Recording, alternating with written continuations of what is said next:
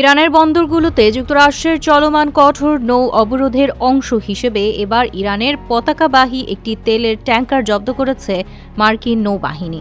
মঙ্গলবার মার্কিন central command এই তথ্য নিশ্চিত করেছেন।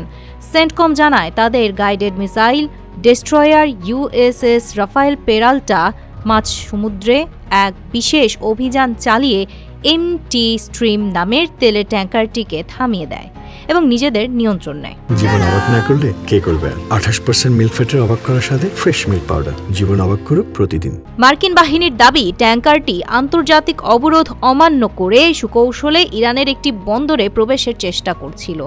জাহাজ চলাচলের তথ্য সরবরাহকারী গ্লোবাল প্ল্যাটফর্ম মেরিন ট্রাফিকের পরিসংখ্যান অনুযায়ী জব্দ হওয়ার আগে জাহাজটিকে সর্বশেষ মালাক্কা প্রণালীতে অবস্থান করতে দেখা গিয়েছিল। সেখান থেকে এটি ইরান অভিমুখে আসছিল বলে ধারণা করা হচ্ছে।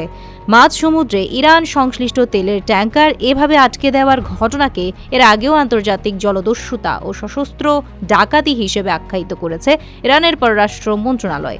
তবে এই সাম্প্রতিক আটকের ঘটনায় তেহরানের পক্ষ থেকে এখন পর্যন্ত কোনো আনুষ্ঠানিক প্রতিক্রিয়া বা বিবৃতি পাওয়া যায়নি।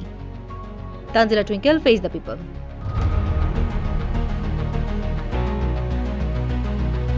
জীবন অবাক না করলে কে করবে? 28% মিল্ক ফ্যাটের অবাক করার সাথে ফ্রেশ মিল্ক পাউডার। জীবন অবাক করুক প্রতিদিন।